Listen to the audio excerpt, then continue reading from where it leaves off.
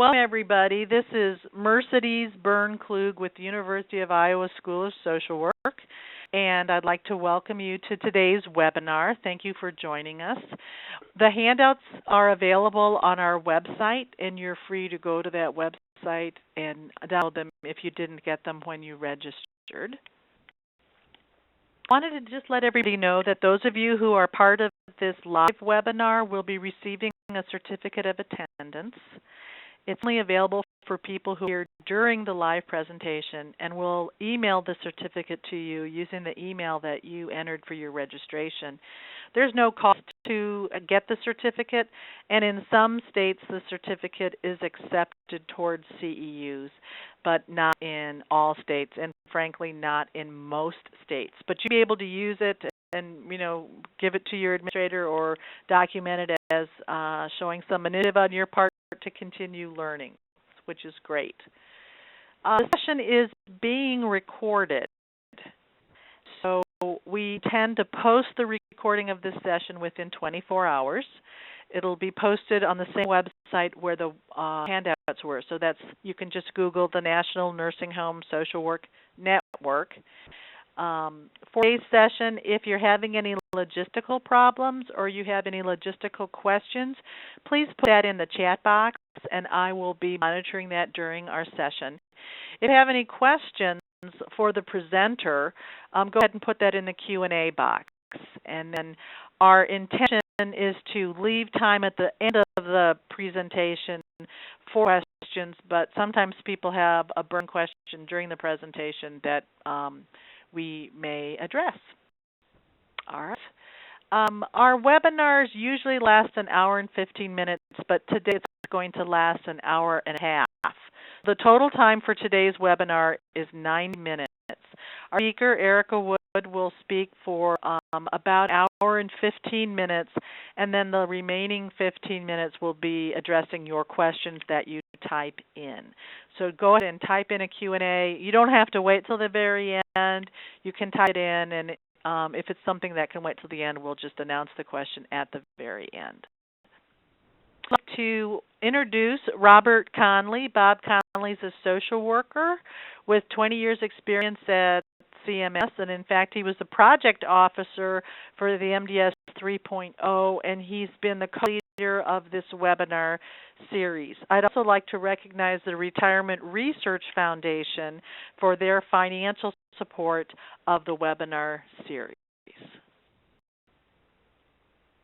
Hi everybody, this is Bob Conley. I'm talking to you from Maryland, and I'd like first welcome some of you from the Adult Protective Services listserv and the Elder Care listserv. Kathleen Quinn sent out this notice to you, and also some of you from Montgomery County, that Kenny. Both of Kathleen and Jay work with me on a national committee.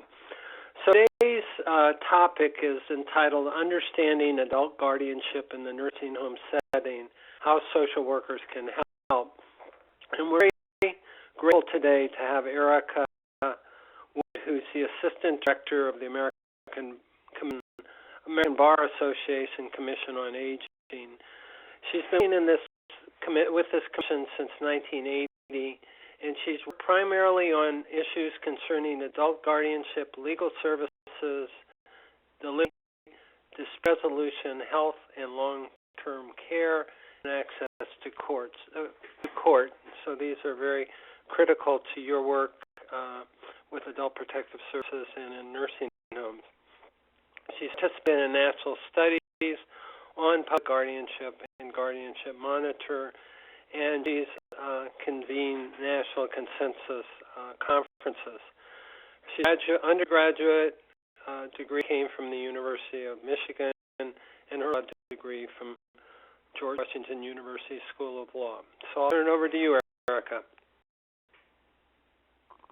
Thank you so much, Bob. I appreciate that. I first want to say, presenter, right? I hope everybody can hear me. I wanted to say that I really stand in awe of doing the job that you do as social workers in the long-term care setting. It's obviously a very challenging and I hope gratifying job. On a personal level, I might tell you that my mother is 101, and she's in a nursing home. She's in the nursing home part of a continuing retirement community, and so I have a chance to see up close and personal the job that you do. So let's see here. Today's webinar is in 3 sections. The first section is kind of our 101 basic overview so that we're all on the same page.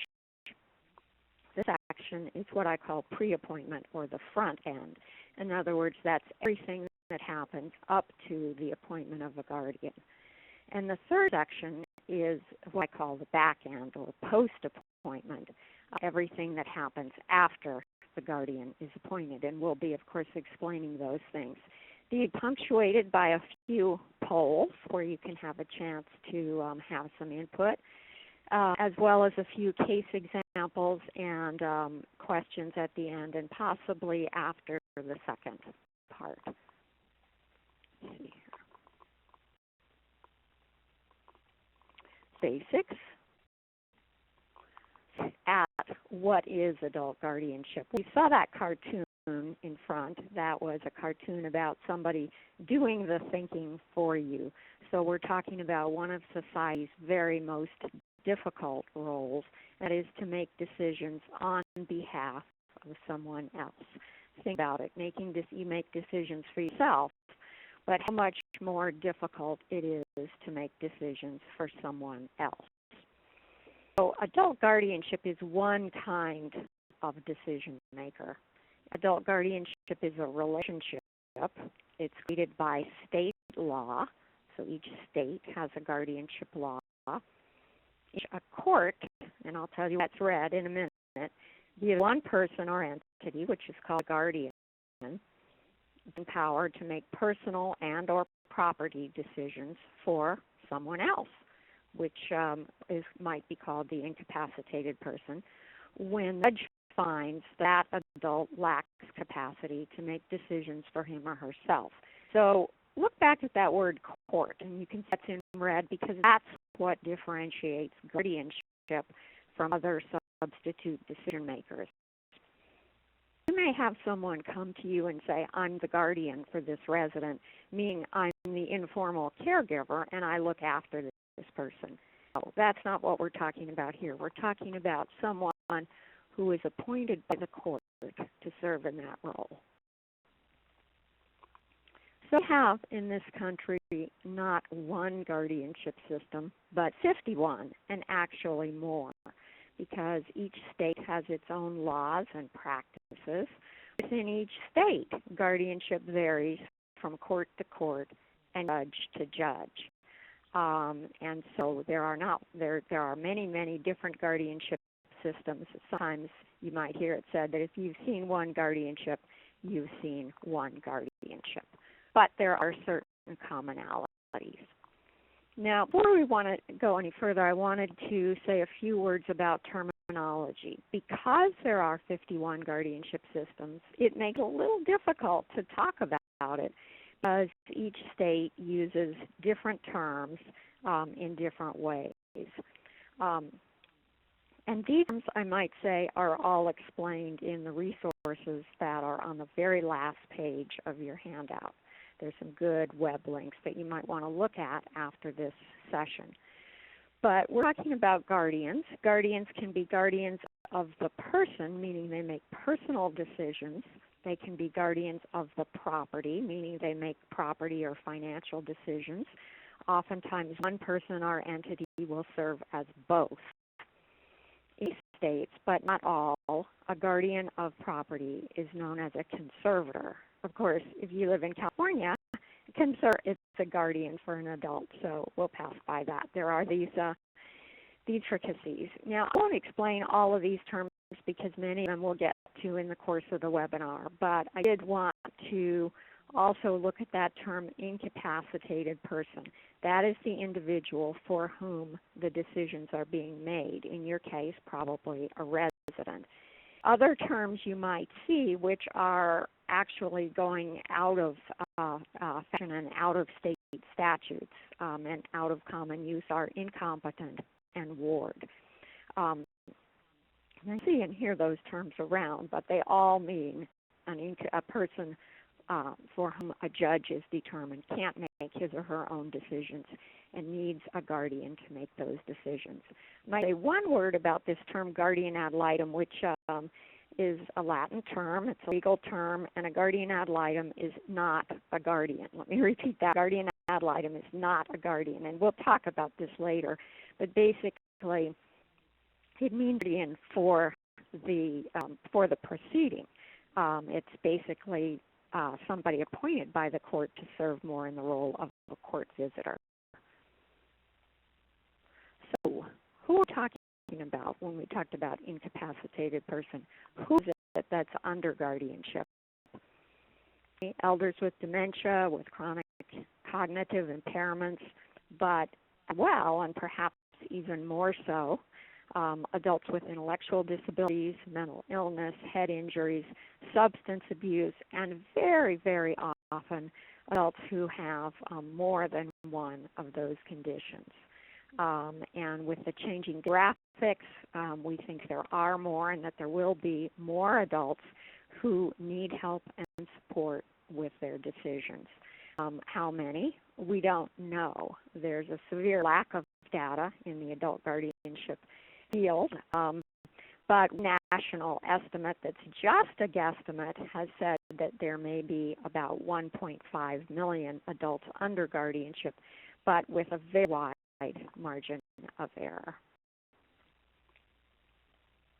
Really? Well, some are high-profile, wealthy individuals. You've probably heard of Astor, the New York socialite and philanthropist. There was a very, very contentious guardianship and elder abuse case surrounding her estate. Jim Kennedy was also under guardianship, and I was just reading yesterday about the contentious guardianship in the last months of Casey Kasem, the disc jockey, did on the radio the top 40. There was an aggravated visitation issue around that guardianship.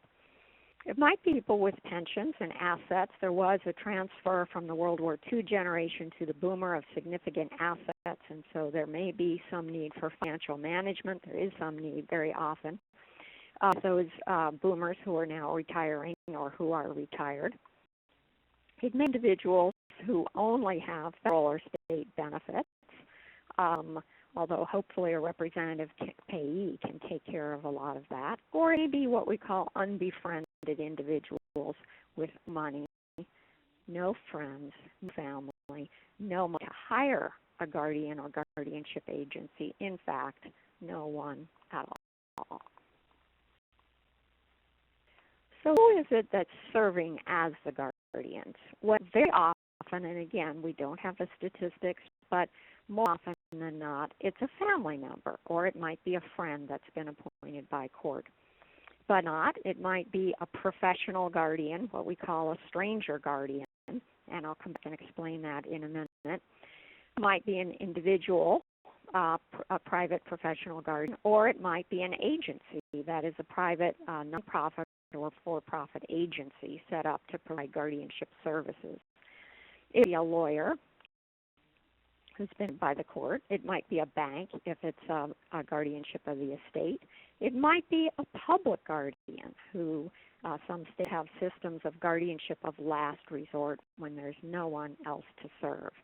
Some localities have volunteer guardianship programs. So these guardians, are they dedicated? Are they caring, conflicted? Are they abusive? And the answer, of course, is yes. The practice ranges really from the truly heroic to the satisfactory to the deficient to the malfeasant. The problem is we don't have the statistics on the proportions. It's the proportions we don't know about. A word about these family versus so-called stranger guardians. Family or lay guardians, lay is a term that means not a professional. They're going to be naturally more familiar with the person's values, preferences, history, and needs. They've probably known the person for a lifetime. But they will be unfamiliar, completely unfamiliar with the role and expectations of being a guardian. They've never done it before, and likely they're never going to do it again. Don't understand the court process and have trouble making their way through it. They need as much support as they can get. They may additionally be beset by family conflict. There may be some kind of family feud going on with all kinds of stress and overload conditions. And in those cases, courts often tend to say, oh gosh, let's have a professional guardian step in instead. Professional guardians are going to be much less knowledgeable about the person, their values, their backgrounds. They probably have never met the person before. They will be more familiar with community resources. They know the court process backwards and forwards, the forms, the expectations. So it's a very different kind of role. Professional guardians may have a high caseload, and if so, may have difficulty focusing enough time on an individual person in need. They may have more liability concerns, and so they may put more of a premium on safety at the expense of self-determination, but not all of them. So what happens then if there's no family and no friends, and there's no public or private guardianship agency to serve? In fact, there's no one to serve. Well, oftentimes, if the diligent search, someone will turn up. I said diligent search. Often that diligent search is not done. So, diligent search may turn up a relative or a friend, but if not, many states and localities do have public guardianship programs. Unfortunately, most are underfunded and just don't have enough funds to meet the need, but they're there. Some localities, as I said before, have volunteer guardianship programs. Sometimes the court will simply appoint an attorney to serve if there is no one else. In one file, if there's only one decision to be made, let's say a health care decision, the court will simply go ahead and make the decision instead of appointing a guardian. It's called a single court transaction. Okay, we've come to the end of our background, and we've come to our first poll. So here's where you get to put in your 2 cents. And the poll says, I encounter problems with guardianship, A, routinely, B, frequently, C, sometimes, and D, rarely.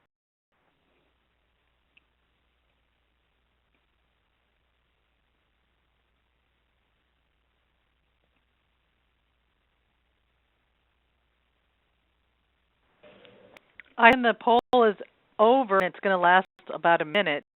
Everyone should be able to see the results. And if not, Erika, you'll let me know, and then I can read the results. But I think they're made public once officers are in. And so far, many people have not quite finished answering, so I would strongly encourage you, if you'd like, to please go ahead and submit your answer, and that'll help the presenter, and it's also interesting for all of us. Thank you. Actually, it's very good research. Okay,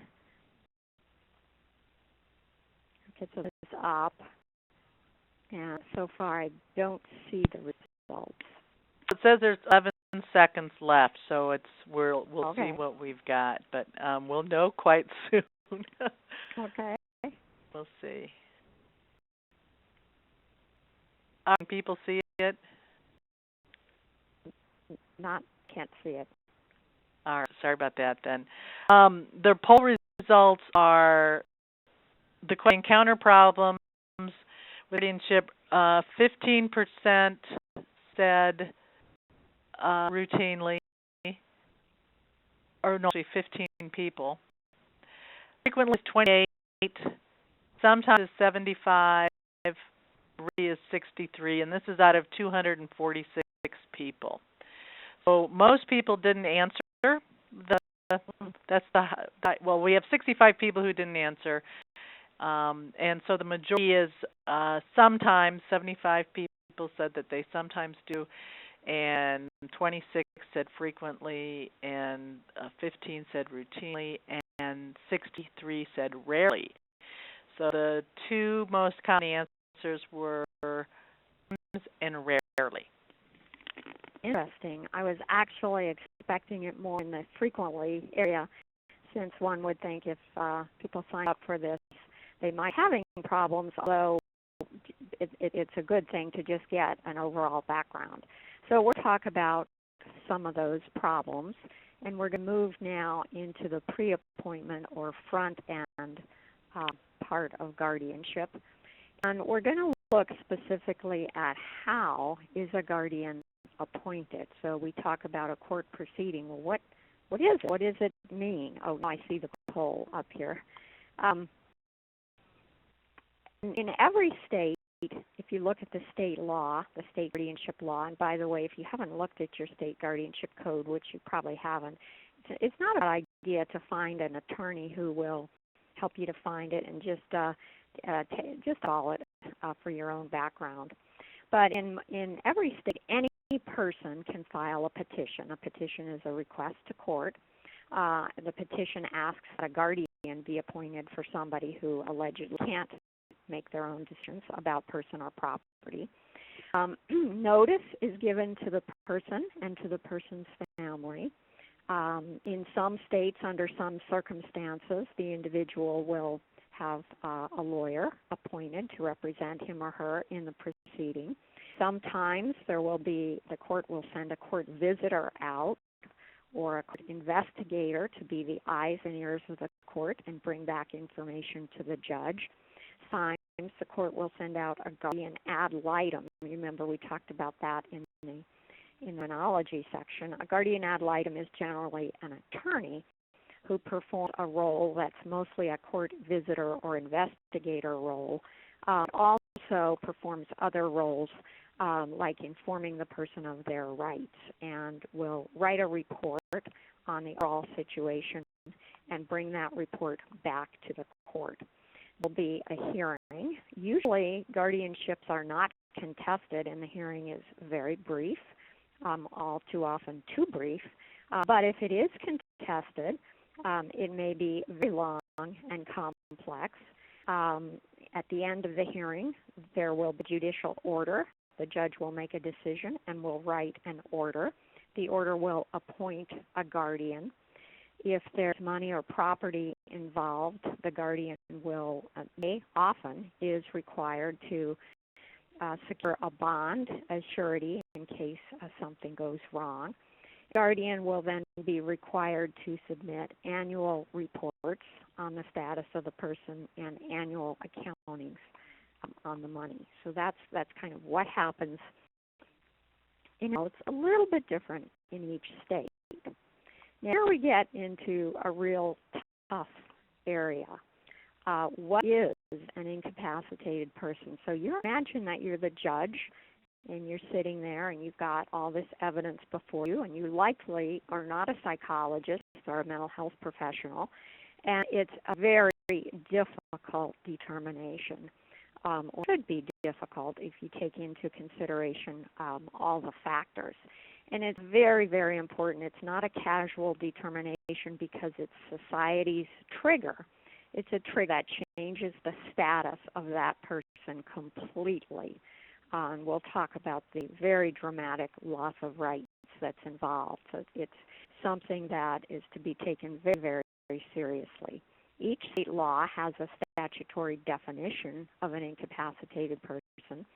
And the definitions usually look at four things. And I've written those four here: the medical condition, the functional element, and we'll come back to each of these, the cognitive element, and the harm or necessity, that is, what happen if guardian is not appointed. What's the risk? What harm is the person at risk of?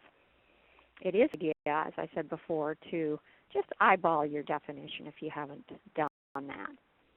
So, unfortunately, or maybe fortunately, probably, there's no capacimeter to measure capacity. It's a very robust determination. It's usually not black or white, but gray, and influenced by a variety of factors which are constantly changing. But you know that it's more than just a short-term memory loss like we all experience from time to time. Now, So the judge making the decision based on the evidence, there may be a need for a professional assessment, and actually that's something that you should pay attention to because there are professionals in mental health, psychology, neurology, and so on that are very skilled at capacity assessment. And it's a good idea, if you don't know somebody like that, to seek them out in advance just to make that relationship in case you need it sometime. Sort of skip over the rest of these elements because I wanted to put them into the context of a case, except for this last one, not advanced age, not eccentricity. Many years ago, in fact, not so many years ago, if you were a person of advanced age, you could have a guardian appointed just on that basis. Fortunately, no longer so. But eccentricity could be a problem.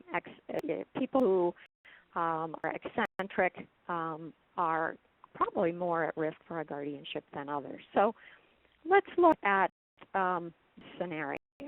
And you may have seen somebody very similar to Bob. Bob is 79 years old. He functions poorly. He falls a lot. He has congestive heart failure, incontinence, hearing loss, and diabetes. Wow. He's had several hospital admissions. He's estranged from his family and friends, but he's very attached to his cat. He tends to refuse care.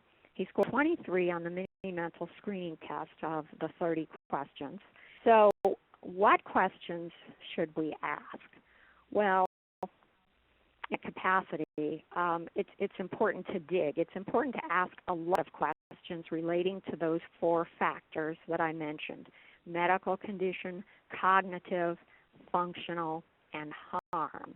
Looking at Bob's conditions, so he has congestive failure, incontinence, hearing loss, and diabetes, and the totality of those may or may not be affecting his ability to make his own decisions. Let's suppose Bob had Alzheimer's disease or schizophrenia. Is that medical condition alone enough to allege that he's an incapacitated person? No, it's one element, but incapacity is not the same thing as a medical diagnosis. It requires a more robust look, more questions. You have to look at Bob's cognitive capacities, and you are in a perfect position to do that. Look at how he relates to people, how he communicates. Does he reason? Does he appreciate risks and benefits? What does he remember? If he refuses care, does he give a reason for it? So can he reason about risks and benefits of different options? Look at his functional abilities on a day-to-day basis, how he takes care of himself or not. Does he take care of his cat? Is he able to do that? Let's look at score of 23 on the mini-mental screening test.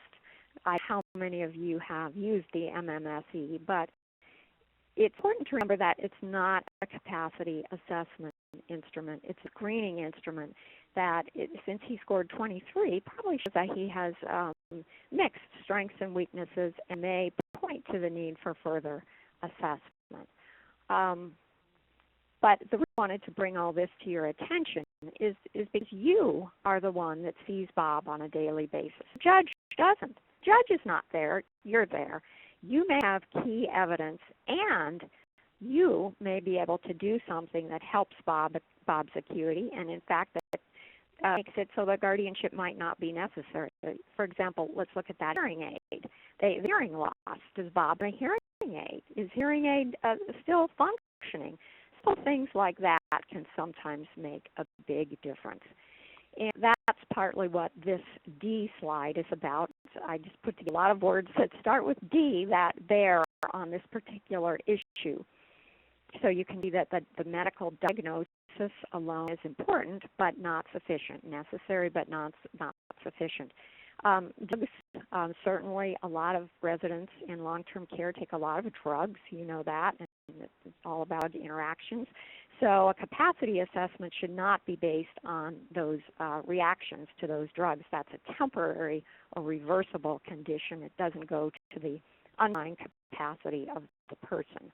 Dehydration might be affecting Bob's mental state, his diet, perhaps he's temporary depression, and why, look at why that would be. Maybe he's not with his cat, maybe his cat died, maybe he's because he's estranged from his friends and family, he may be lonely, any number of reasons. Disorientation, he went many times to the hospital. Is he suffering from transfer trauma? Stress, pain can all have an effect on the mental state. And it's very important, these last two Ds, to differentiate delirium from dementia because, as you probably know, even than I do, delirium is an acute state of a high-level confusion, but it's temporary and reversible, whereas dementia is longer term and unfortunately not reversible. So dig. It's important to keep digging when you're looking at capacity, and as I said, you're in a perfect position to find that evidence and do that digging. And it's important that you do that because guardianship has a huge effect on individual rights. So if you look back in history, guardianship came from what we call parens Patria. Now, for you any legal geeks out there, that's a Latin term, and it means that the king or the state has a duty to take care of those who can't take care of themselves.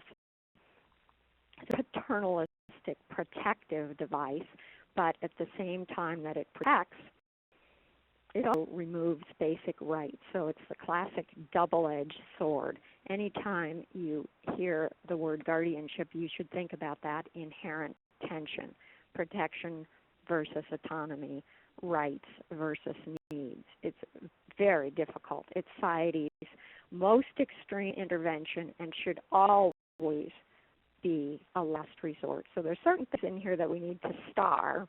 So that's one of them. Guardianship should always be a last resort. It used to be, and I hope it's still no longer the case, that you hear of nursing homes that say, okay, we want everybody under guardianship just as a matter of precaution, so that if decisions need to be made, that will all be done. That's not honoring this principle of guardianship as a last resort, and many residents, as you will know, still retain a great deal of capacity. And so guardianship, we should presume that they don't need guardianship. Perhaps they do, but start with the presumption that they don't. Here's a sort of a summary of that star. You could star this page too. Guardianship should always be the last resort, and it's only needed when an adult lacks capacity to make informed decisions. And actually, that word informed is not quite right, to make decisions that are rational according to that adult's value system. To when the alternatives, and we'll talk about this, have been tried and they don't work.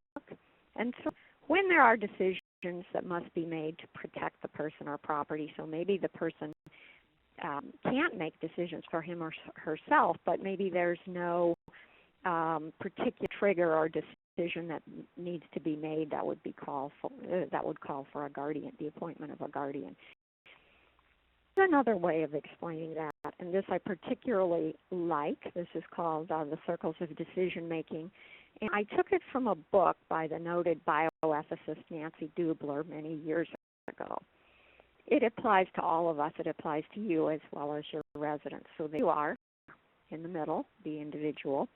You make your own decisions. We all do. But if you can't, we had others designated by us would make those decisions. So we hope they would have executed a financial power of attorney and a health care directive to say who you want, who you trust to make those decisions.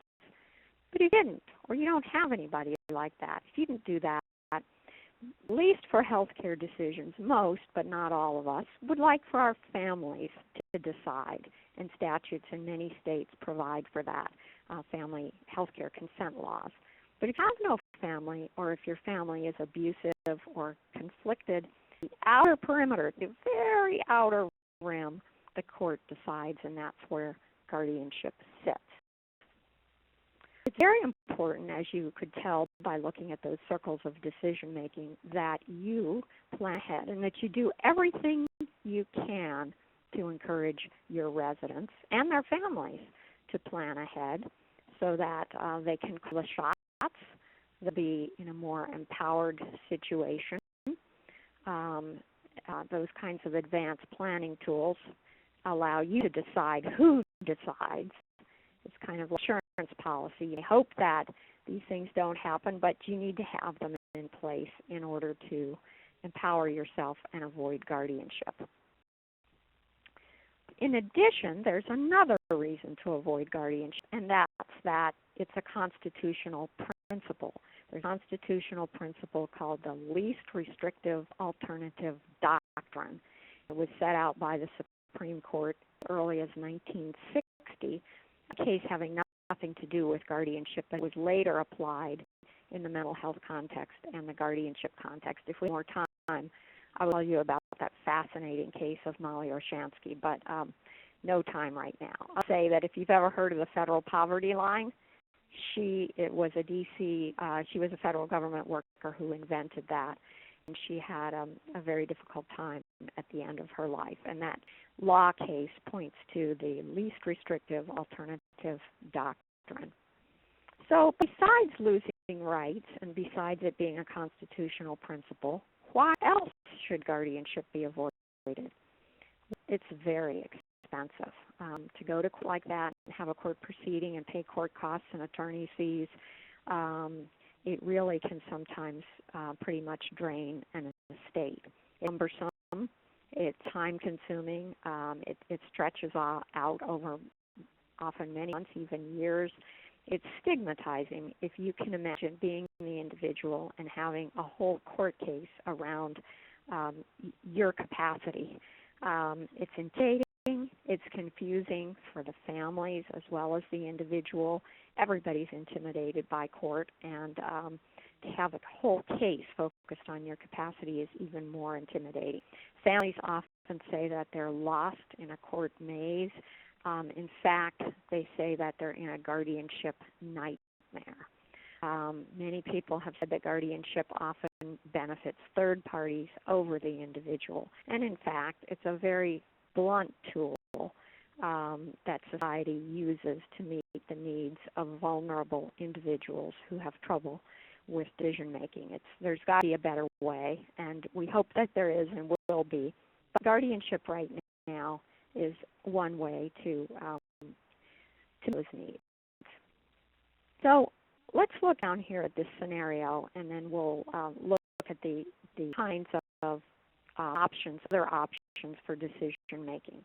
The scenario, and you've probably seen this, is that Mrs. M has been admitted to your nursing home or assisted living, and she's still pretty confused, and the administrator is worried that she can't make her own health or financial decisions, and the administrator wants to seek guardianship. So what questions would it be important to ask, and what options are there? So look at less restrictive options. So the first question would be, does she have any planning documents already in place? Has she executed a financial power of attorney? And you not know. You may have to dig and find out, but it's very important to know. If she doesn't, does she still have the capacity to execute a financial power of attorney, which would be a much better option if there's somebody that she can trust than guardianship. Of course, there's the other side of powers of attorney, in that it must be somebody that you can trust because they have been misused in many ways, as I'm sure you heard. But nonetheless, look for Mrs. M's financial power of attorney, or see if she can execute one. If she only has Social Security or other public benefits, a representative payee may be enough. May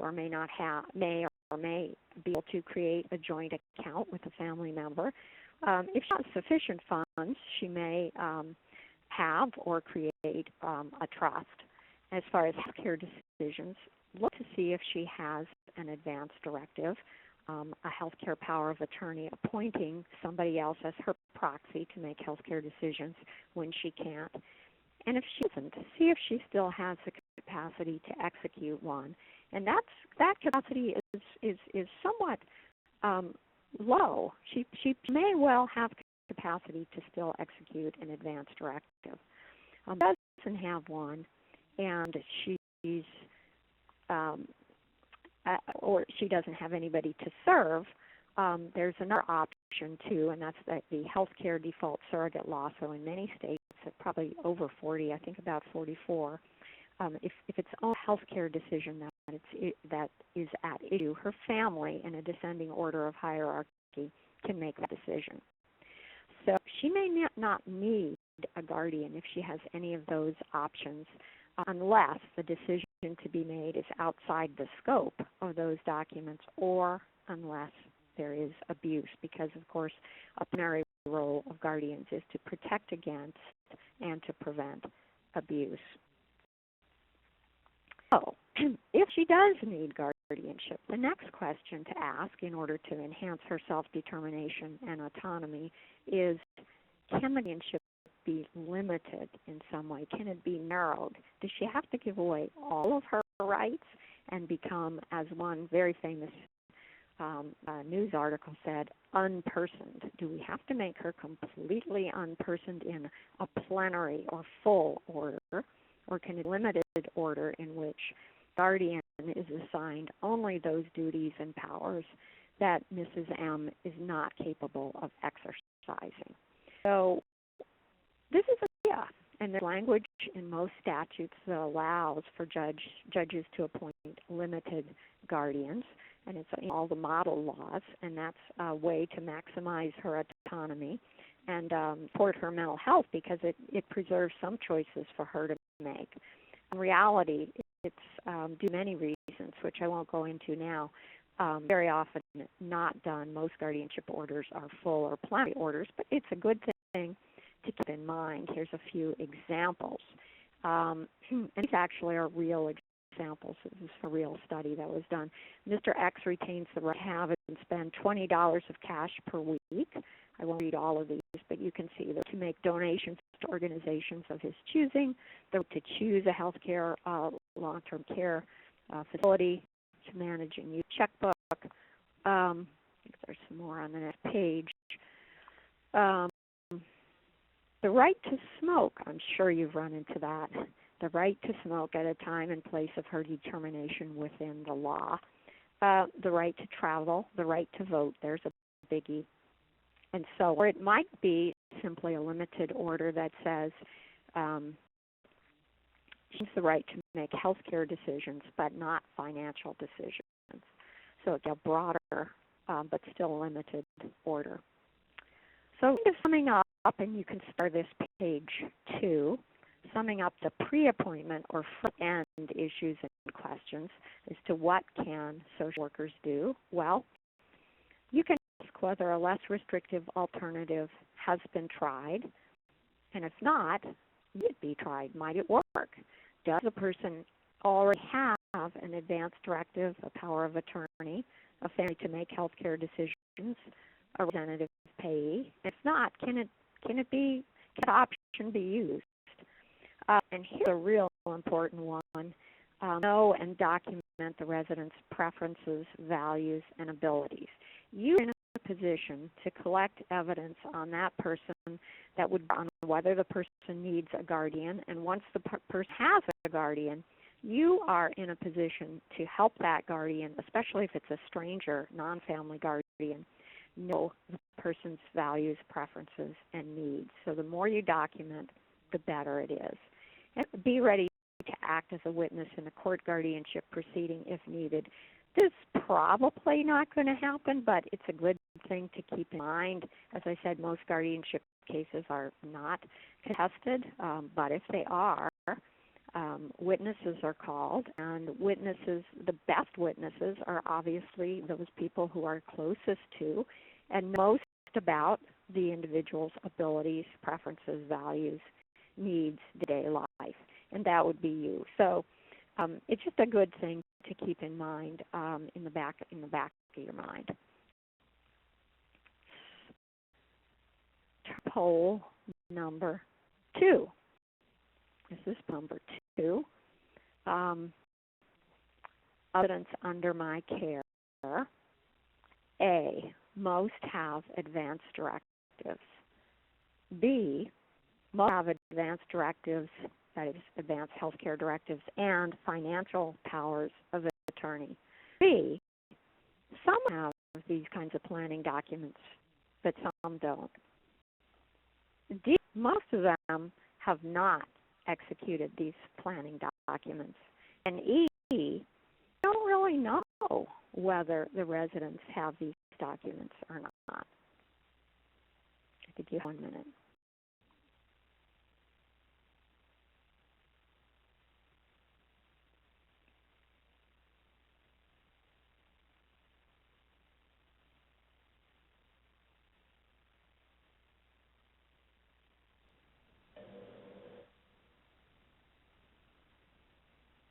Okay, about 2 seconds left for people to go. Or no, I guess there's still a few more seconds if people want to go ahead and submit the answer.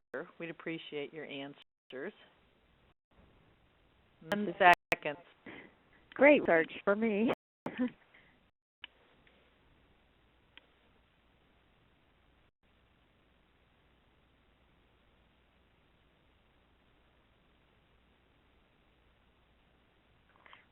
I see the poll. I assume that. Okay, good. See there on the right. Have advanced directives. It looks like 21 people. Advanced directives and financial powers of attorney. That's 42. Some do and some don't. 53. Most have not executed these. 34. I don't know. Looks like it, and many people didn't poll one way or another. So the winners are some do and some don't, and most have. If you don't know or you've never thought about this, you do have some work to do, because it's very important that this be documented in the files, and that those residents who still have the capacity to do those instruments be encouraged and educated to do so. So we want to stop now to take any questions, or if we want to just proceed on. Anybody have any questions? There was a question in the Q&A box, so I'll go back and look at it.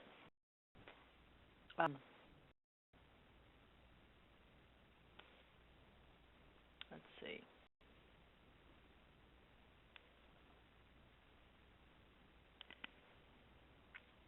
Sorry, delay. Let's see.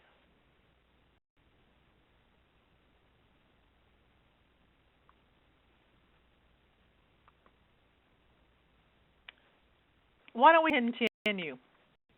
I don't get right offhand, and I don't want to. Oh wait, there's a question that came in under the Q&A. If I can find it.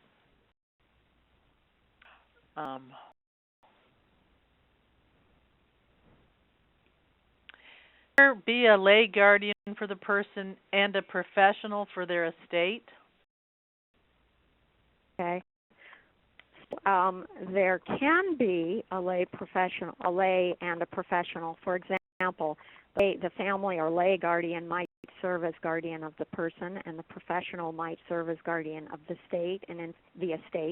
And in fact, that's kind of it's not an uncommon a pattern. You could also have guardians in which more than one person would serve as guardian of the person and or guardian of the estate. Yes, you can have that. A family member might not want or be able to deal with all the estate and financial questions, and the judge might feel it's better to appoint a bank or an attorney to do that. And so if that's the case, then the relationship between those two becomes very, very, very important, because think about it, all the things that the guardian of a person needs, they need to, let's say, switch long-term care facilities, or they need clothes, or they need certain equipment, takes money. So there has to be a good working relationship. Another question, can you explain the term transfer trauma? Okay. Well, actually, some people on the webinar may be able to explain it better than me, but the way that I use it, it's the trauma that results when an individual suddenly moves to a different setting. For example, if a nursing home is closed and fairly suddenly the individual must move to a different nursing home, or if the individual goes to the hospital and then back either to the same nursing home or a different nursing home, and that all happens rather suddenly, it would result in some kind of trauma or stress, which has been called transfer trauma. It definitely has an effect on mental, temporary, reversible effect on mental capacity. Thank you. There's another question. What's your understanding of the surrogate decision law when the surrogate and the resident disagree about a form of treatment? Okay, if the individual, if the resident can express an opinion about a form of a treatment, of course the resident would still be in charge. The surrogate consent law only comes into play when the individual cannot make a decision. If it's unclear whether the individual can make a decision, that's where capacity assessment comes into play. But the resident is at all able to express an opinion. Look at self-determination. Opinion should be honored in as much as possible. So these surrogate consent laws only come into play if the resident cannot make the decision. Go ahead. Erika, I was thinking that we're now seeing on the sports page this Clipper team where the owner has mental capacity issues and made racial slurs, and now there's all the contentiousness about the sale of the team. And I wonder is an anxious family situation and a guardianship where there's a lot of resources, I can see there's a lot of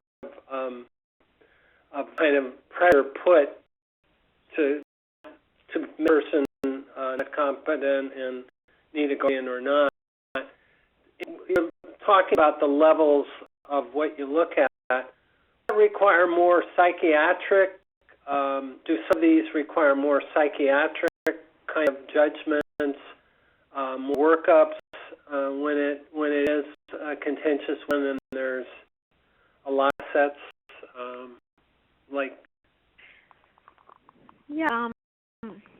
So if a professional assessment is needed, you're going to want the professional to know what kind of a case it is, and the more information you give that professional about what decisions are at hand, better assessment you'll get. So, for example, there's a lot of research, neurological research around the capacity to handle money, and it's said that that's one of the first things that tends to weaken and go. And so financial capacity assessments will be very, very important, and the more complex it is, the more investments there are, the higher level would be needed to make those financial decisions. So all of that should be known and factored in when the professional makes an assessment. The question on the Q&A box, if a patient is currently able to make decisions on their own, is there a way that you can set up the appropriate paperwork in advance for guardianship that's in place once the person becomes incapacitated? Yeah, you can nominate a guardian, but a much better way to do that is to execute a financial durable power of attorney and a healthcare advance directive. You can put in your advance directive documents that you nominate XX person to be your guardian if it's ever needed, and the court may well honor that. The judge has discretion, but you'd want to make the guardian nomination just a part of your overall advance directive. You hope that you don't need a guardian. I guess the rest of the question was, they have a resident who doesn't have any family or friends. It sounds like at some point the nursing home might be feeling they're going to have, someone's going to have to make these decisions, and it's not clear. There seems to be anybody to a point from the resident's point of view, so the court's probably going to get involved. So is there anything that can be done in advance? Sometimes it can't be avoided, and that's probably one of those situations. But what must be done in advance is to ask the resident as much as possible, while she can still have some opinions, about what's important to him or her. I said what's important to, not what's important for, but what are his or her values, preferences, needs, anything that you know about that person, to document it, because probably in that situation a parental guardian, maybe a public guardianship agency, or maybe an attorney is going to end up being the guardian and has never seen the person before, so that's where you come in. Okay, move on to the back end of guardianship. So now let's suppose that the guardian, for good or bad, for better or for worse, has been appointed. Your resident has a guardian. It's very important for you to understand the role of that guardian, what the role should be ideally according to the best practices and best standards, and what the role often is more in reality. So the guardian is a fiduciary. A fiduciary has the very highest standards of care and accountability and must be trustworthy in every way. The guardian is an agent of the court. The guardian is a surrogate, meaning the guardian makes decisions for somebody else. And the guardian must report to the court, usually annually. So that's a very high duty that guardian has. The guardian must promote including residents' rights. If you look at, there's a set of standards called the National Guardianship Association Standards of Practice that are excellent, and I would recommend them to you. If you look at the last page of the handout, you'll see the for that. The guardian, what many guardians don't understand is that guardianship should be a tool of support than control. And so it's very important for guardians to understand about residents' rights, but many of them don't know about that, whereas you do. So you can play a role in educating them so that they can promote residents' rights. If you look at the guardianship, the national standards, you'll see that guardians should be promoting meaningful relationships that are important to the person and as defined by the person, as their substantial harm. So all very good and important duties, but we all know that there's a gap between best practices, the statutory duties, and the real practice on the ground. And you may have guardians who are not living up to those duties and standards. It's important to remember that family guardians, as we said earlier, have never done this before. They need a lot of training and support.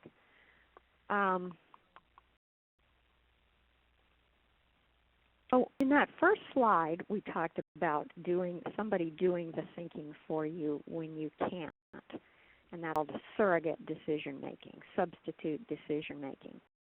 If you look at the way that people make decisions for other people, there's two ways that you could do it. One would be that I make a decision for you according to what I think is in your best interest, to best protect your health, safety, and welfare. So that's a more, way more objective, but it inserts my values. The second way would be to make what's called a substituted judgment decision, in which I step into your shoes and try to make the decisions that you would have made, even if it's not the decisions that I think are best, that I think provide the most safety and welfare for you. In order for a guardian, and most statutes prefer that kind of substituted judgment unless there's no evidence or unless there's substantial harm. Again, it's very important to collect that evidence of the values and preferences. Sometimes that's called a values history, and you're there to do that. You're there to do that, so I would star that too. Another look at surrogate decision-making, substituted judgment, where you're stepping into the shoes of somebody else to make the decision that they will have made. So if Mer says if she always said that she didn't want to ever go to a nursing home, but I think that she would be better off there, she would be safer, and she would have better care. A substitute judgment decision would keep her at home, and it's difficult. It's very difficult. It's not enough. A substituted judgment decision is still a surrogate decision, and there's a great deal of emphasis now saying that individuals should have the rights, no matter what their ability, no matter what their capacity, to make their own decisions with support from governmental and organizational entities, and that's called supported decision making. It's a very important trend that's coming very fast. Okay, let's look at a first difficult issue, and I bet you've seen something like this. This is visitation, and actually this came from a real scenario too. June was a 50-year-old woman who moved to the nursing home after a traumatic brain injury. She was paralyzed, confused. She had very limited communication ability. Before that happened, she was in a long-term relationship with Claire, who visited a nursing home every week. Court appointed June, I wrote Joan here, Joan, her father as the guardian. Instructed the nursing home that Claire was no longer to visit Joan, and Joan is very visibly very upset. I've put here so you could see the National Guardianship Association standards of practice with a quote: "The guardian shall promote social interactions and meaningful relationships consistent with the preference of the person unless there's substantial harm." So what to do here? What to do? First of all, I would say, number one, that Joan and Claire could have prevented this whole problem very easily if Joan had executed an advance directive and a power of attorney. This would not have happened. But she didn't, and it did happen. So next, we go to the next step, is to ask the resident. Always go first to the resident. So ask Joan, and it may be obvious. It looks like that in her limited communication ability, she clearly wants Claire to visit. It's always important to first and foremost ask the resident, seek and document resident preferences. It's also important to examine the guardian authority and state law. So, is it really the guardian? Or is he just saying he is? Is there a court appointment of the father? If so, look at the order. Is visitation in the order? Is visitation in the state law? Does he really have authority to make that kind of visitation restriction? You might need the help of an attorney to figure that one out, but it's very important. He may not actually have that authority. Fourth, rely on residents' rights. So just because Joan is in a nursing home, obviously she hasn't lost her rights, and she has the full panoply of residents' rights. And it's important that the guardian and the court know that, and work with the long-term care ombudsman on enforcing those resident rights. Use care planning discussions, and again, the ombudsman might be helpful there, but bring guardian in and all other stakeholders if there are others. Let guardian know in a subtle or not so subtle way that you know what the national standards are and that you know what the law is, and put evidence before him of what Joan wants, and it may be possible to educate him or work something out. It may be possible to use mediation either within the care planning meeting or informally outside the care planning meeting, or even formally to come up with a solution. Perhaps not in this situation, but in some situations, especially if you think that the guardian actually there might be some harm in the visitor, might be a structured visitation program or some other trial system. And finally, don't hesitate to complain to the court. The court may not run, but the court actually may send out an investigator to see what's going on. And if none of that works, it may be that Claire will have to petition the court to seek removal of the father as a guardian and substitute herself. Now, that would be definitely a conflicted situation and a very long, drawn-out, conflicted hearing, but it may be necessary. Here is another difficult situation, and that's residential decisions and transferring to the community. So you've probably heard about community transition programs like Money Follows the Person, and there's Section Q and nursing home diversion and similar programs in which residents are asked if they want to move out of the nursing home and live in the community. So in this scenario, Jack is a 45-year-old resident with an intellectual disability. He's lived in the nursing home for 10 years. Asked as part of a community transition program if he would like to live in a community. He says yes. Oh yes, I want to do that. But the guardian says no. Oh no, no way. So Money Follows the Person programs sometimes run into that kind of obstacle, the guardian. And if you think about it, it's difficult for the guardian. Oftentimes, the guardian will be unfamiliar with these programs, and here's the person that has been living safely in the nursing home for 10 years. It's pretty scary to have him come out into the community. The guardian is worried about liability, worried about keeping the person safe and his duty to court. He's worried about the risk to Jack. He thinks it's going to take him a lot more time, the guardian a lot more time to Jack if he's living in the community. It's going to be a lot more burden for him. He thinks that he's losing control of the situation. There may be family conflict involved if it's a family guardian.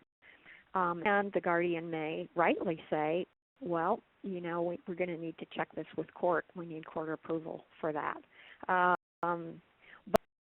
there are these Money Follows the Person programs often provide a lot of support to guardians, and it's important for the guardian to know that it's a team approach, and the support is there, and to keep the guardian in the loop. That's a difficult situation, but there have been successful community transitions. So we're not come to the end of this section yet, but in the middle of this section we have poll number 3. Again, as much for research as anything else. I've actually wondered this. When we have care planning meetings, again, A, the guardians always come. B, they frequently come. C, they're likely to come if they're family members. D, they sometimes come. E, they rarely come. And F, I don't know who has a guardian and who the guardians are.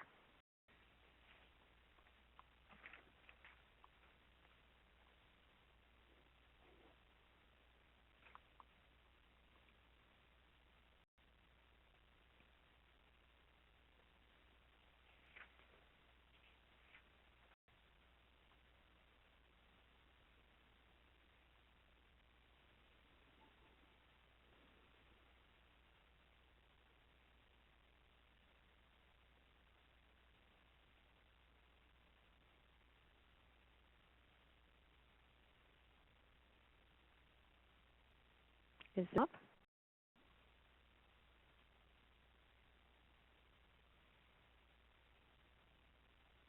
It's just about up. So I'm going to see about...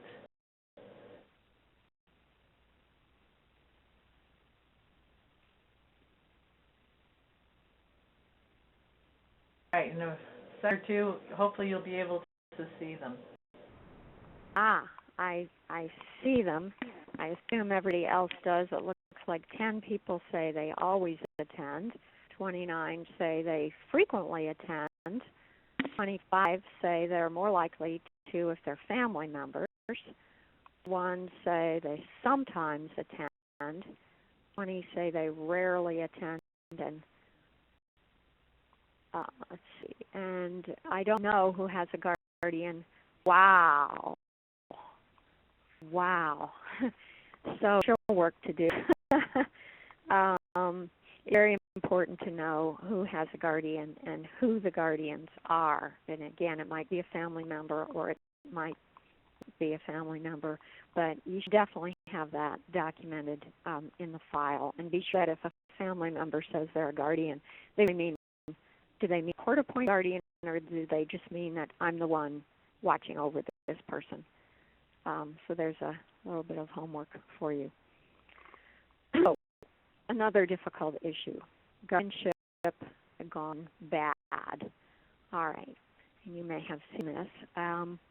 When Mr. D's children were feuding, the judge appointed a private professional guardian who sold his home at below market value to buyers. That included the guardian's relative, and the guardian appears to be using the person's funds for his own use, fails to pay the nursing home bills, never visits, is difficult to reach for decisions. Bad scene. Uh-oh. So he's exhibiting some of the classic red flags of guardianship gone bad, and those. So you can these and let some bells off. Bills are not paid. The guardian is restricting access to the person and isolating the person, going back to the earlier scenario. There's family conflict involved, which often makes for difficult situations. The guardian doesn't participate in care planning meetings. In fact, guardian's very hard to reach and is never around, never visits. The resident's needs are not being met. The resident needs to have things purchased or medical appointments made, not being done. And finally, the guardian is not timely submitting court reports and accountings. Uh-oh. So what to do here? What to do? Well, just as in any issue, you first get a resident's perspective if possible. The resident like the guardian? Does the resident know that the person is the guardian? Does the resident ever see the guardian? Does the resident think he or she needs guardianship? What is the resident's perspective? Then, of course, you'd want to discuss the situation with other team members, perhaps your director of nursing, your administrator, others. You want to discuss the matter with the guardian. You're going to have to approach the guardian, and it's a good tool to have in your toolbox to have the NGA standards and state law with you when you do that. Because guardian may not be aware of those standards. Now, you're not going to change the situation. You might, but you're probably not going to, but it's still a good tool to have. Mediation is helpful in these situations, but often it's aggravated and sort of past the point where mediation might work. The ombudsman, of course, can always be helpful in advocating for residents' rights, and ombudsmen often run into these situations of guardianship abuse and have dealt with them. Legal services, it's a good idea, not necessarily to open a case, but to get the perspective of legal services on these kinds of situations. Of course, if you think abuse is, if you think there's abuse, neglect, or exploitation, you should report to Adult Protective Services. And don't hesitate to file a complaint with the court. I remember one judge saying, I was anointed, not appointed. I was appointed, not anointed. So,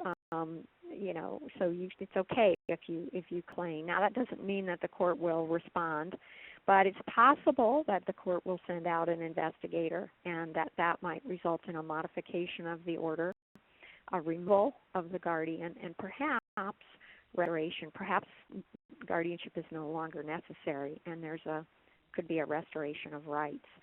So I wanted to say that Formation, Ombudsman, Legal Services, Adult Protective Services, and the court, these are all stakeholders, what we might call stakeholders in the guardianship system. And it's important that you cultivate those pathways in advance. So don't wait till you're in hot water to talk about these stakeholders, talk with them about these kinds of situations, so that when a serious situation does come up, you'll have plowed that ground and you'll have somebody to give an opinion. So here's their slide to star, and it's about hearing the voice of individuals, not about me without me. So these are it's just kind of a summary checklist. What is a triggering issue? Why are we talking about guardianship anyway? What's the triggering issue? What's brought it up? Will guardianship help?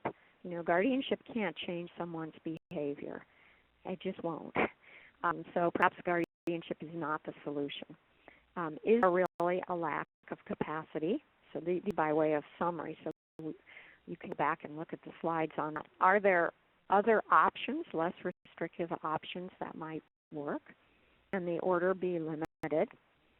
Even if there's a guardianship, can the guardian engage the person in decision making, because the person still may be able to make many decisions about their day-to-day lives, and the guardian standards provide that the guardian should engage the person in decision making. Can the guardian use a person's values in decision making? And might there be a modification of the guardianship order or a restoration of rights? And then continue on with a summary and the last page and another page to star. The nursing home social worker. So assume the need for guardianship.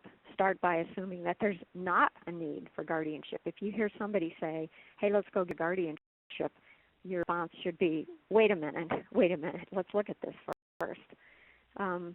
Just less restrictive options. And as we've said so many times in this, we'll track and document the person's values and preferences, because when the guardian gets around to making a guardianship plan, it's a professional guardian that will be very, very important. Explore resident perspective in ways that the resident can be engaged. Position to facilitate communication with individual, with the guardian, with the family, either through care planning conferences or in some other way. You could play a role sometimes in a way, informal mediation, bringing people together around problems. You might need to recommend additional professional capacity assessment, and that's why you should identify those types of professionals in advance. Understand the role of the guardian. I call this culture change for guardians. You've heard of culture change in nursing homes, but culture change in guardians would let guardians know that guardianship should be more a tool of support than control. And right now, a lot of them don't really see it that way, so culture change is needed.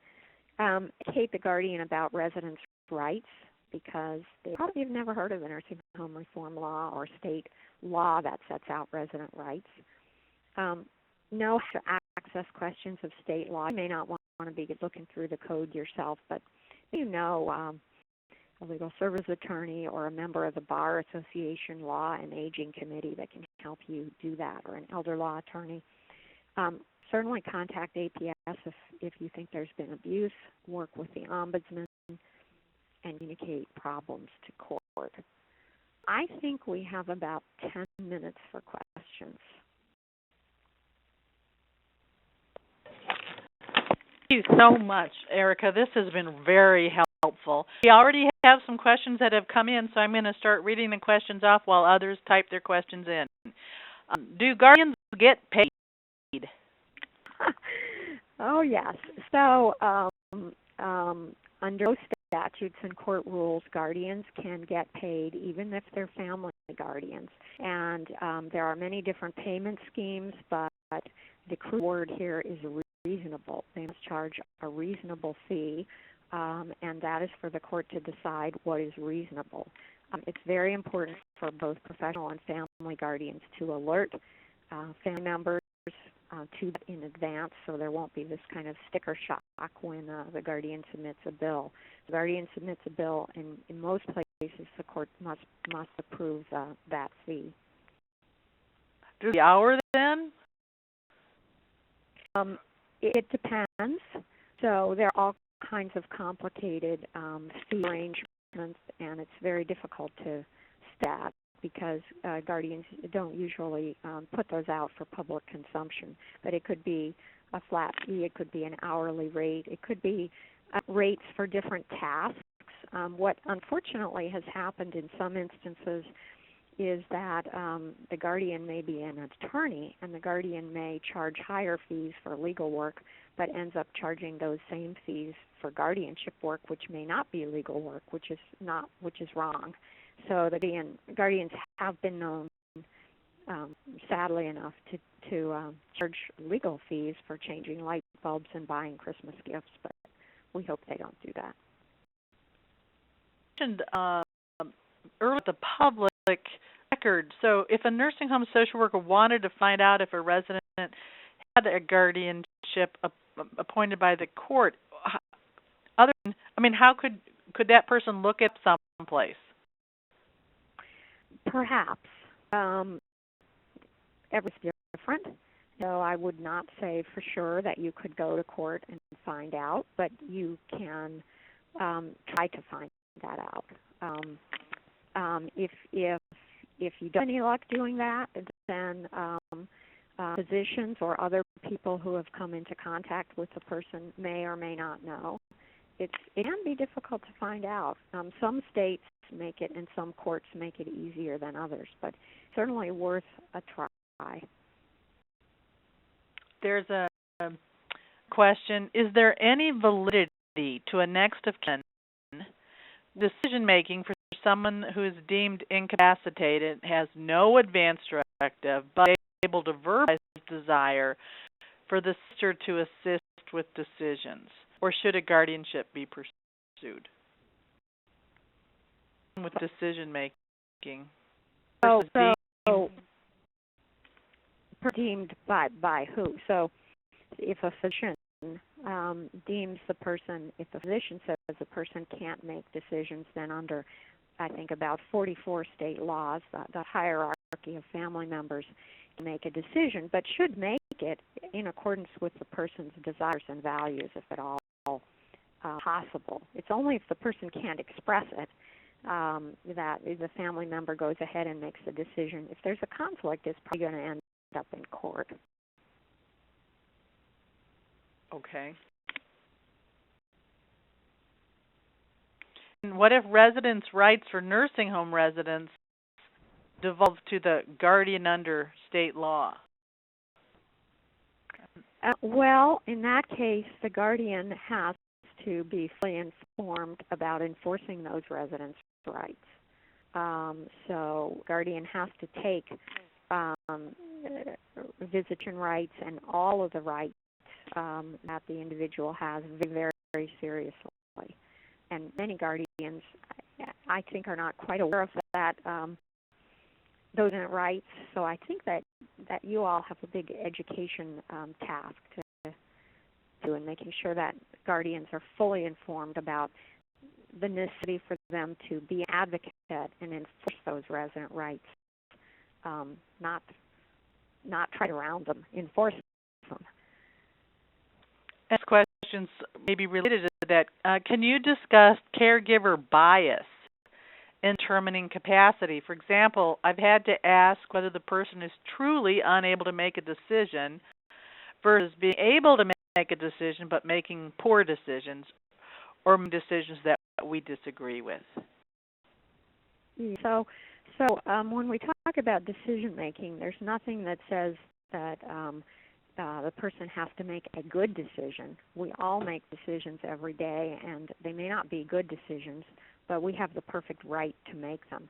So nobody has to. In this society, we have a right to folly, so people can make what somebody else thinks are bad decisions. But if somebody thinks those decisions have no rational basis and don't recognize substantial harm, then there may be a need for some kind of further assessment.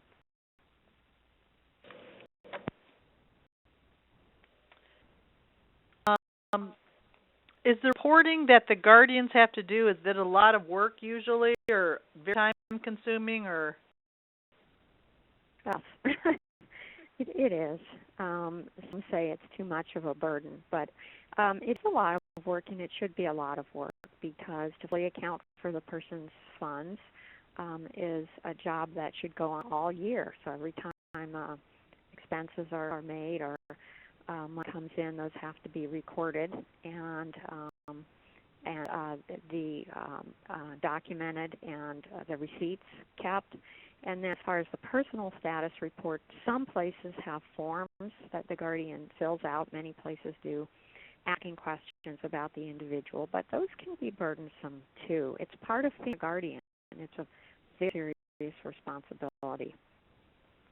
And responsible for training the family member who becomes a guardian. Unfortunately, no. In some places, courts have training programs for guardians, and in some courts, the guardian must, for example, see a video or read a handbook before the judge signs the letters of guardianship. There is a national guardianship certification program, professional guardians, not family guardians. Touch as touch can for family guardians. There needs to be much, much, much more done.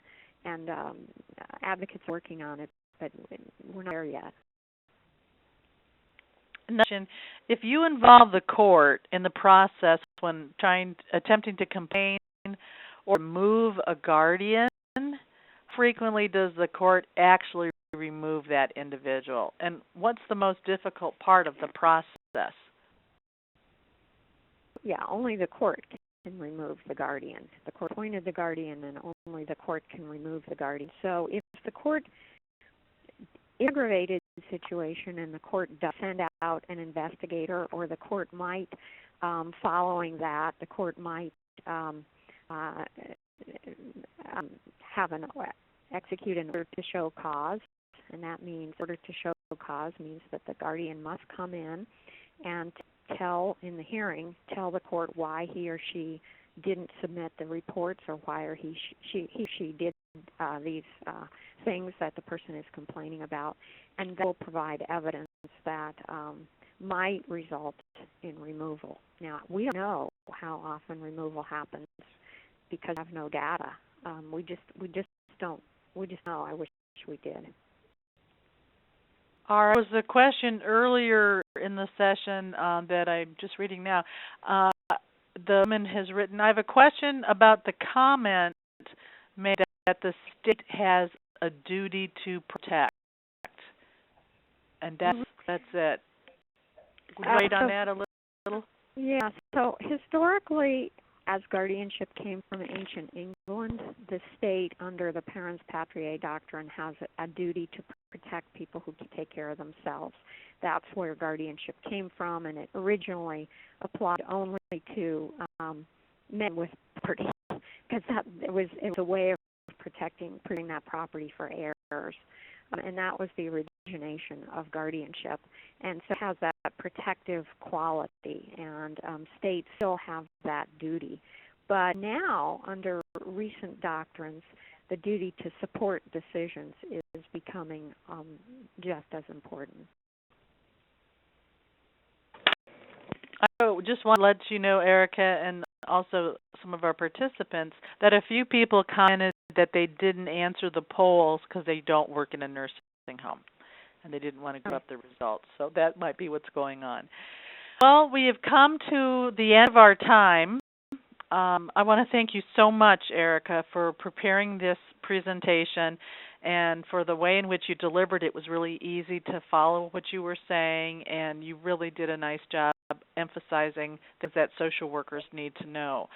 I'll do the other questions that people sent in that we didn't have time to address, and I'll send them to Erika, and then I'll send out the responses on our listserv. We have a national listserv through the Nursing Home Network, so look for the listserv for other answers. And thank you, everybody, for your time and attention. The webinar is now over.